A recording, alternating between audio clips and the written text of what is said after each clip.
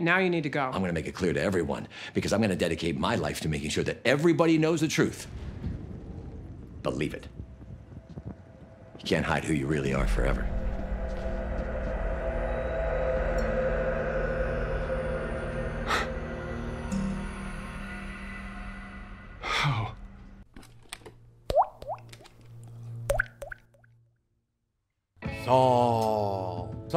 Saul Goodman. Okay. What's he up to, man? What's he doing? I don't know, but it's all good, man. Saul! Welcome back to the Bomb Squad Calls Saul, where we're talking about episodes 5, 6, and 7 of the final season of Better Call Saul. And oh boy, some stuff did in fact happen. It's true. Episode 5, Black and Blue, which is, I think, the lowest rated episode of the season so far on IMDb. It's still high rated, it has like an 8.1. This episode is mostly just Howard finally catching on. Yeah, we finally get that fun little boxing match that was teased in the promo. I'd like to think that tonight made a difference. I'd like to think that this ends it. Probably not. And he just whoops his ass. Yeah, because Howard is built correctly. Howard is built different. He's built stronger. He is more powerful than your average man. He has that drive. Yeah, it's about drive. It's about power. That's correct. Man, Howard in these first 2 episodes leading up to 7 sure gets to do a lot. This episode, he catches on to the fact that Jimmy's messing with him after he has a great show with the Sandpiper case. He confronts Jimmy directly and he hires a PI, which makes us think he's maybe a step ahead of Jimmy here. We'll get to that when we get to that. Yeah, a lot of Howard this episode. Some Jimmy putting the final steps of the plan together. But the biggest thing to me in this episode was Lau finally returning. He was missing from 2, 3, and 4. And he's finally back, and he's in Germany, because he just got to Germany somehow. The cartel thinks he's dead. Most of the world believes him to be dead, but he got to Germany. He swam. You know what? I would believe it. Good episode. Episode 5 is a good episode. Not a ton from Kimmy here, other than meeting with her former paralegal and getting the judge's name, which again plays into this scheme that they're running on Howard. Which, as it goes on, you start to think, man, what the fuck? This is when I think I first started to go, what the fuck are they doing this for? What is the point of this? Shits and giggles. And money, of course, because big payout from the Sandpiper case. But that's the B side of what they're going with. It's really just about the shits and giggles. It's about the thrill of it all. The thrill of the kill, if you would. We also just have more of Gus being incredibly paranoid. I remember to think there might be theories that Lau was still alive during Breaking Bad. Or at least at parts during Breaking Bad. But seeing just how fucked up it makes Gus... Probably not. Yeah, it was definitely interesting to see Lalo come up again, and seeing him as the lady killer at the bar was fun. Lalo fucks. This guy fucks. Thank you. So tense, that final scene where she comes back and he's trying to get out. Because you can tell, for sure. You can tell Lalo doesn't want to kill her. Mm-hmm. He has a fucked up moral compass, but he has somewhat of a moral compass. So he does not want to kill her.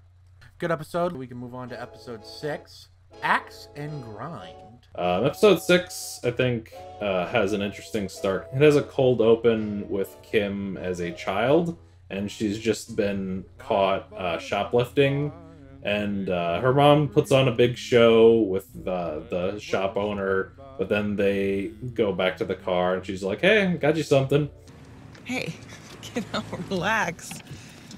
You got away with it. Which, you know, that kind of shows how this streak started with her, which I thought was interesting. The other time we've seen Kim's mom, she shows up drunk to try and pick Kimmy up, and she's just sort of berating her daughter. Meanwhile here, she's actually shown as loving, more caring, more motherly towards her daughter, after her daughter pulled off a scam, which I think finally explains something fundamental about about what makes Jimmy appeal to Kim.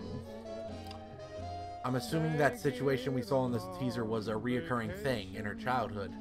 Kim was taught growing up that in order to get love from someone, you need to scam people, basically. Yeah, just a lot of like reinforcement for bad behavior early on, I'm thinking. Bad behavior's reinforced, and when she tries to play it straight as an adult, it ends with some poor old man calling her a lying sack of shit when she actually does tell the truth about her childhood, which, as you know, was the turning point with Mesa Verde and all that. The actual first part of the episode after the cold open is Howard with his wife, and man, I don't think you could make a more accurate depiction of a loveless marriage. Poor Howie. Poor Howard, man. Like, Man's in the doghouse. He spends that time making a little latte art for his wife, and his wife just pours it into her travel mug, paying no attention to the art. And you can see how it eats him up, but he like puts on a brave face. I must be strong. I must maintain my composure. I am Howard Hamlin. Charlie Hustle, you know, all that jazz. We see Jimmy at the vet. They have some sort of substance. We don't know what it's about. We see Saul's office and how Francesca is prettying it up real good, and the clientele are just like, we don't give a fuck. Yeah. I will say, at some point when someone puts a cigarette out, they do a close-up focus on the knuckle tattoos, and I thought to myself, is that Jack? I don't think it is, but I don't know, just that made me think of, I think the actual point of that shot was to just put the cigarette out and to emphasize how the clientele this isn't a good environment for these clients, because they're just going to destroy it. Yeah. But the knuckle tattoo focus made me think of Uncle Jack. And we see Francesca start to break bad as Saul pushes her into doing something she does not want to do. Yeah, and ultimately that scene ends in a dude pissing in the office and her going, "You clean it up." We see that classic Breaking Bad era Francesca in that moment. And we can extrapolate from there that what happens is that Saul just breaks her down over time. yeah.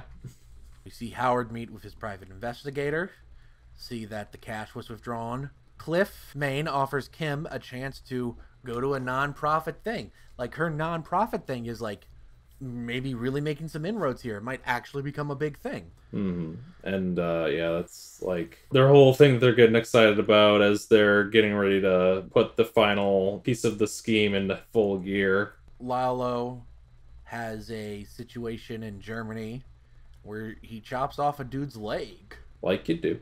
Which was a pretty cool scene. I thought to myself for a moment, how fucking funny would it be if this is how Lalo goes? Yeah, it was like, for a split second there, I wasn't sure if he was going to make, like, he has to get past this part. There's no way that this is how he dies. And then, of course, it wasn't. But for a second, you think, maybe? Because he looked very hopeless in that moment. Yeah, it looked like, how is he going to talk himself out of this? Little did we know he was just pretending. I mean, he said he broke a rib, but overall he was just pretending to be more hurt than he was. Yeah.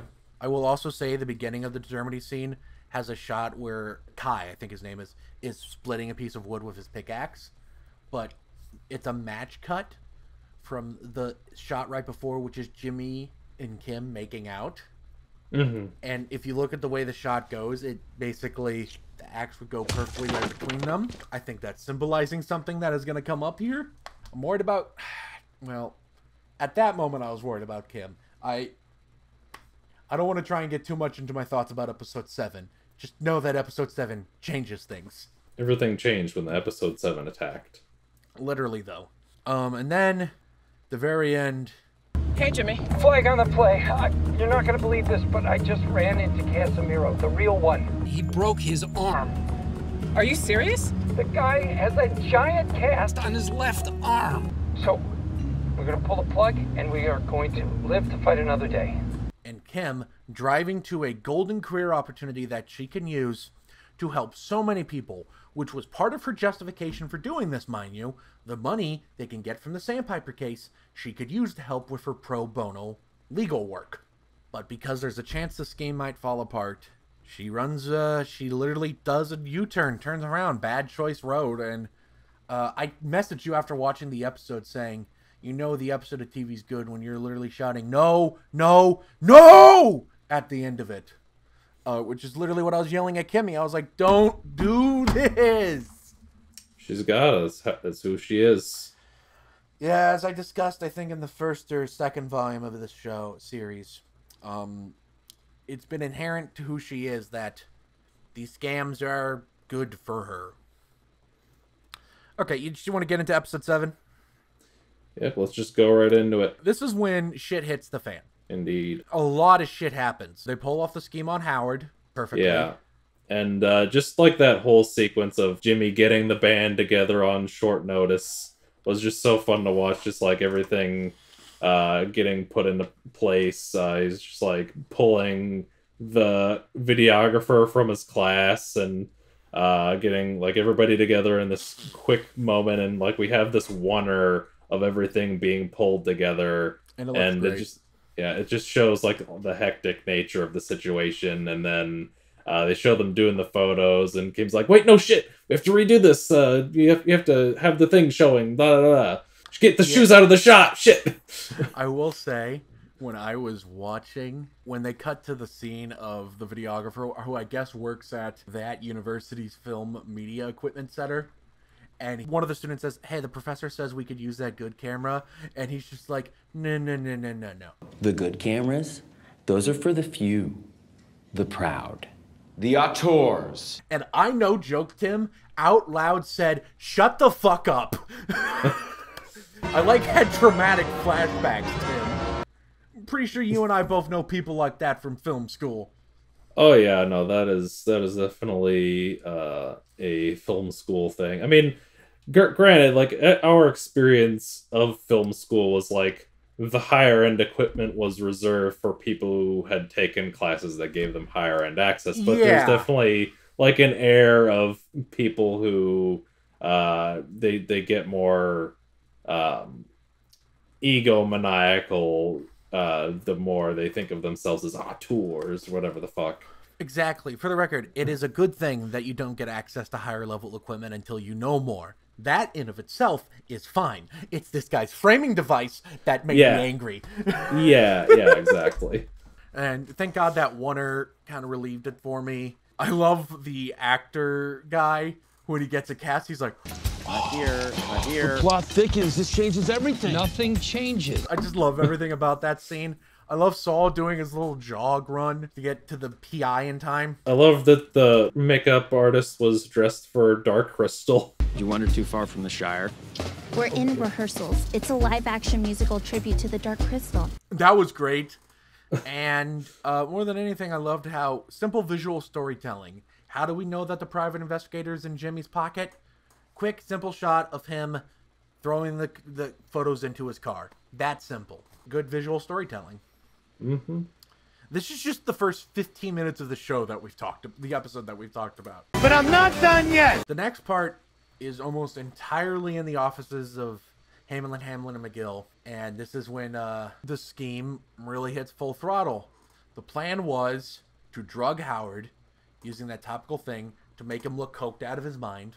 And at the same time, fake evidence that made it look like the judge was being bribed. Then swap those photos with just a simple photo of Jimmy helping a guy out with a Frisbee. And just making him look absolutely insane in front of Cliff, in front of Schweikert and Coakley, in front of the Sandpiper, everyone. Just make him look deranged. And it worked. Mm-hmm. It worked to perfection. And Howard is there, panicking. Ed confronts him in his office, and Ed's basically like... And here's the interesting thing. I get the vibe that Ed actually believes Howard on some level. I get the vibe that Ed's like, you might be telling the truth, but even if you are, it doesn't matter now. We lost. Yeah, exactly. Like, it's more an issue of image than whether or not you're actually guilty or not. Because the phone number thing, that is one piece of evidence that can't just be explained away by Howard being a coke addict. The phone number thing is provable. That alone would probably make Ed, which makes me wonder how this is going to tie into the next few episodes. Ed thinks it might be true, and then it leads to the shot that makes me start to go from, I want this to end with Jimmy and Kim having a happy ending, to, do I want that? Which is when Cliff announces to the class action participants, we've reached a settlement agreement. And then out of focus in the background, Kim and Jimmy are just fucking going at it. They just ruined someone's reputation, maybe even their career potentially, and they're just going at it. What the fuck? Then we get back to the Lalo action. First off, the cold open of him just running around in the sewer, popping up like he's a fucking Mario brother, taking a shower, sleeping for an hour, and then heading back in the sewer. Then he's doing all Pennywise, looking at the laundromat. Great stuff. And then he calls Hector, discovers he's being listened to, it's bugged, and something I loved. Sees a cockroach. He sees a fucking cockroach to him and gets the idea to go visit Jimmy. I mean, it makes sense. In that episode Bagman, he describes Jimmy as a cockroacha. He's like the cucaracha, you know? He manages to fake a call that makes Mike pull his guys off of everyone but the laundromat and Gus. Howard goes to confront Kim and Jimmy. God, I don't... Tim, you take it from here. Yeah, so this is the moment where Howard officially just says, "You won, congratulations." Just let me know. Let me just ask why. What was the reason for all of this? And he's just going on and on and on, and that's when Lalo pops up, like the Jack in the Box that he was. That shot of the candles flickering. I'm not kidding. That candle flickers, and I immediately go. Like Walt in the van in Ozymandias. Howard! Howard, you gotta get out of there! Howard! It's not worth it, Howard! Oh, God. Howard tells Jimmy and Kim off. Kim actually seems affected by it at some point. I think it's specifically when Howard brings up his marriage sucking that I think some perception of Howard in Kim's mind shatters, because she seems a little more on edge after that. And then of course Lau comes in and I think I'm in the middle of something. There's really no need to... Oh my God! Howard is probably the most morally, maybe not morally good, but at least legally good person, main character in either Breaking Bad or Better Call Saul. And he dies. He did arguably nothing wrong. Don't get me wrong. Was he a perfect person? No. But he atoned for his mistakes. He tried to get better. And instead, it's a multitude of things. 1, Kim pushing for the scam. 2, Jimmy becoming a friend of the cartel in the first place. 3, Kim hiding the fact that Lyle was alive from Jimmy. Because I guarantee you, if Jimmy thought Lyle was alive, he would have stopped the Howard shit. I guarantee it. He would have been too scared. All that comes together and Howard fucking dies.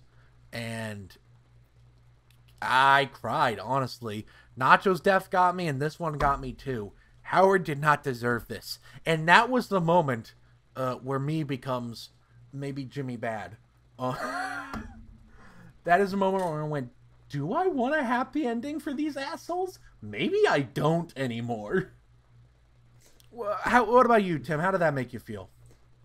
I'm definitely curious what the next episode has to bring, because, like, man, we still have 6 more episodes, and we're already getting into this. Yeah, I'm very curious where they're gonna go from here. And It's part of me still does want things to turn out well for them, but they definitely have earned a sort of comeuppance. And yeah, I guess we'll see where the next few episodes take them. That's where I think I'm at. I need to see some comeuppance, but I still ultimately in my heart think I want a happy ending for them. Just because Jimmy, I still feel like at his core, he is a good person at heart. He makes a ton of mistakes. He makes a lot of mistakes. But I want to believe that there's a good person in all that. And maybe I've just fallen for the ultimate scam here, but that's how I feel. Yeah, I pretty much agree. My current prediction is that the next episode will start with Hank on the toilet again. And this is the moment Hank becomes Saul Goodman. Yeah, there we go. You know who else has the moment where Hank has become Saul Goodman? Your brother. You! Thank you so much for watching Volume 3 of the Bomb Squad Calls Saul. Go down below and comment below. What did you think of episodes 5, 6, and 7 of Better Call Saul? Do you think Jimmy and Kim deserve happy ending? And do you believe this is the moment Walt has become Heisenberg? Hit the like button so you know how much you like us. Hit the subscribe button so you know how much you love us. And hit the bell icon so you know exactly when we upload new videos. Thank you again so very much for watching, guys. And I'll see y'all next time.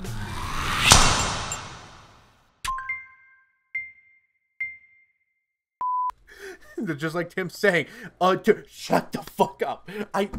Again, I'm not kidding, Tim. I literally just yelled at my television, shut the fuck up. I was upset. I was angry. I slid my ticket across the table and I said, sorry guys, I gotta see about a girl.